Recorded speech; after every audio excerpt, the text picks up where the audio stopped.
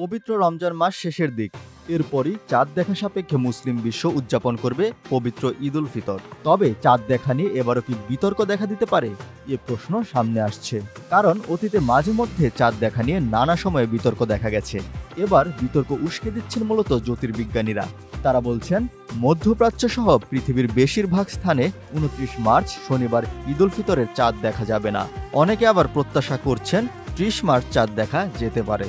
তবে অনেকে মনে করছেন চাঁদ দেখা না গেলেও সৌদি আরব আগামী রোববার পবিত্র ঈদ উল ফিতর ঘোষণা দিতে পারে।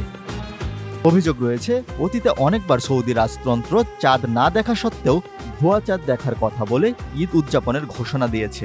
বিশেষ করে বিজ্ঞানী ও জ্যোতির্বিজ্ঞানীরা যখন বলেছেন চাঁদ দেখা কোনোভাবেই সম্ভব নয়, তখনই এ ধরনের কাজ করেছে সৌদি সরকার।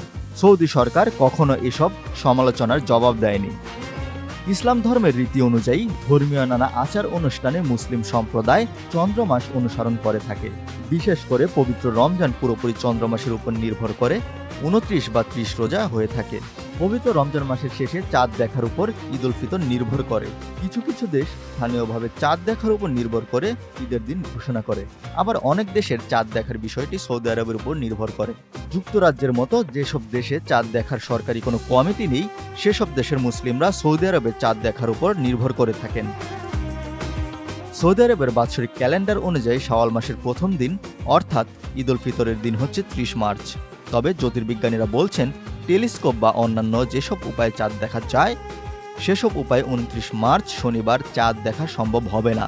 কাতার সরকারের ক্যালেন্ডার অনুযায়ী চলতি বছর পূর্বাভাস দেওয়া হয়েছে 29 মার্চ শনিবার সূর্যের সঙ্গে চাঁদের সংযোগ ঘটবে।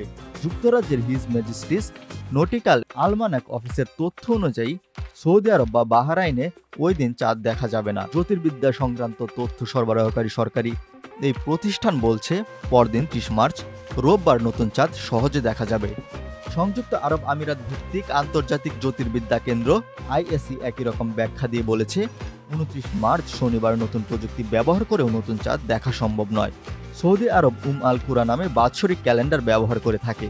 এই ক্যালেন্ডার গণনা ভিত্তিক এবং এতে গুরুত্বপূর্ণ তারিখগুলো আগাম চিহ্নিত করা হয়।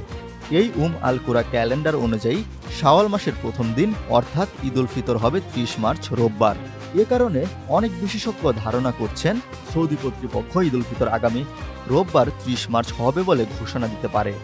এক্ষেত্রে তারা 29 মার্চ শনিবার চাঁদ দেখা গেল কি গেল না সে বিষয়টি গুরুত্ব দেবে না।